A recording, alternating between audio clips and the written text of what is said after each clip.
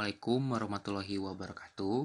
Pada kesempatan ini saya akan menjelaskan tentang karakteristik perairan laut. Pada video sebelumnya saya sudah menjelaskan tentang karakteristik daratan dan karakteristik perairan di darat ya. Sekarang saya akan menjelaskan karakteristik perairan laut Indonesia. Kita lihat di peta, Indonesia ini berada di antara dua samudra ya, yaitu Samudra Pasifik di bagian timur laut dan bagian tenggara dan bagian selatan itu ada Samudra Hindia. Nah, di sekitar perairan Indonesia juga ada laut-laut penting seperti Laut Andaman di bagian barat Indonesia, ini berbatasan langsung dengan Provinsi Aceh. Lalu Selat Malaka yang berbatasan langsung dengan negara Malaysia, serta di wilayah sekitar sini ini adalah Laut Natuna ya. Laut Natuna ini dulunya itu dinamai oleh Laut Cina Selatan. Jadi peta ini masih menggunakan peta yang lama. Jadi pemerintah Indonesia sudah mematenkan wilayah di sekitar Kepulauan Anambas dan Natuna ini sebagai wilayah Laut Natuna ya. Jadi namanya itu sudah bukan lagi Laut Cina Selatan karena secara zona ekonomi eksklusif wilayah ini sudah masuk ke wilayah Indonesia. Namun sampai sekarang masih dipersengketakan oleh Cina dan negara-negara lain yang ada di sekitar Laut Cina Selatan seperti itu. Lalu bergerak ke arah bagian tengah, di bagian utara ini ada Laut Sulawesi yang berbatasan langsung dengan Filipina, dan di bagian timur laut ini ada Samudra Pasifik. Lalu di bagian tenggara ini ada Laut Arafuru dan Laut Timor. Ini berbatasan langsung dengan negara Australia dan negara Timur Leste ya. Lalu di bagian selatan ini berbatasan dengan langsung ke Samudra Hindia seperti itu. Jadi Indonesia ini memiliki 75% dari luas wilayahnya ini adalah perairan ya. Jadi wajar saja jika Indonesia ini disebut sebagai negara yang memiliki kekayaan laut terbesar ya, dan juga sebagai negara kepulauan, salah satu negara kepulauan terbesar di dunia seperti itu.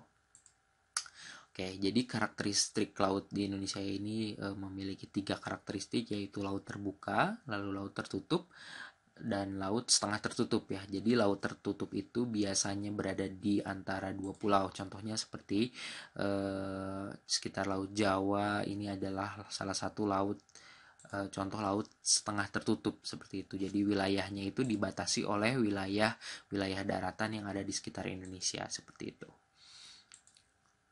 Nah, bagaimana sih faktor apa saja yang mempengaruhi kondisi laut di Indonesia? Jadi kondisi laut di Indonesia ini dipengaruhi oleh dari segi geologisnya itu Indonesia di bagian barat, khususnya di Pulau Jawa, Kalimantan, dan Sumatera ini termasuk paparan Sunda ya, dan di bagian Indonesia bagian timur ini termasuk paparan Sahul. Nah, jadi pada saat zaman dahulu ini merupakan sebuah daratan pada saat zaman pencairan es. Jadi air laut meningkat sehingga wilayah-wilayah yang ada yang sekarang di sekitar Sumatera, Jawa, dan Kalimantan ini terendam oleh air laut seperti itu. Jadi salah satunya adalah menjadi laut dangkal seperti wilayah Selat Malaka, lalu Laut Jawa dan Laut Natuna ini menjadi laut dangkal. Sementara itu laut dalam itu adalah laut di sekitar Kepulauan Maluku di sini, karena dari zaman dahulu wilayah ini sudah menjadi wilayah perairan seperti itu. Jadi bukan daratan yang tergenang oleh air, tapi memang sudah menjadi perairan gitu. Hal ini dipengaruhi oleh fenomena continental shelf atau paparan atau dua paparan benua seperti itu. Jadi perbatasannya itu adalah wilayah Laut Maluku seperti itu. Nah, kondisi laut Indonesia juga dipengaruhi oleh dinamika pasang surut ya. Jadi pasang surut harian tunggal, pasang surut harian ganda, dan pasang surut campuran, serta yang terakhir adalah pasang surut campuran condong ke ganda seperti itu. Jadi kondisi laut di Indonesia juga ini dipengaruhi oleh kondisi pasang surut, perioditas bulan dan matahari seperti itu. Jadi kondisi perairannya juga sangat dipengaruhi oleh kondisi pasang surut. Lalu dengan banyaknya dan luasnya perairan Indonesia juga memiliki karakteristik laut atau perairan laut yang beragam ya. Contohnya Padang Lamun. Jadi Padang Lamun ini adalah perairan laut dangkal yang ditumbuhi oleh tanaman-tanaman laut ya. Lalu terumbu karang sebagai tempat tinggal dan berkembang biaknya ikan-ikan. Lalu yang tak lepas dari perairan laut juga adalah mangrove ya, yang ditumbuhi oleh tanaman bakau ya, sebagai pencegah dari abrasi. Nah, seperti itu. Biasanya kawasan terumbu karang ini berada di kawasan pulau-pulau Indonesia, ya di bagian timur juga banyak, lalu di bagian laut dangkal biasanya. Karena di bagian laut samudra itu biasanya, atau laut yang dalam, biasanya itu jarang terdapat terumbu karang ya. Jadi terumbu karang ini biasanya hanya ada di wilayah-wilayah tertentu saja, terutama di wilayah yang tropis seperti itu.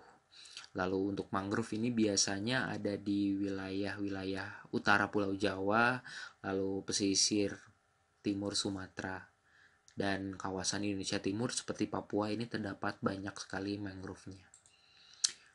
Lalu untuk kondisi ekoregion laut adalah wilayah perairan laut dengan komposisi spesies yang relatif homogen dan berbeda dengan wilayah yang berdekatan. Jadi Indonesia ini memiliki 18 ekoregion laut termasuk samudra, selat, dan laut. Jadi ekoregion ini adalah wilayah dengan komposisi atau yang memiliki spesies yang relatif homogen ya. Jadi memiliki kekhasannya tersendiri seperti itu. Sekian dulu dari saya. Terima kasih. Wassalamualaikum warahmatullahi wabarakatuh. Terima kasih telah menyaksikan video dari saya. Silakan like dan subscribe, serta komen hal apa saja yang ingin kalian ketahui untuk dibahas pada pertemuan selanjutnya. Agan Geo Fakta Dunia menyajikan fakta-fakta dunia berdasarkan sudut pandang geografi.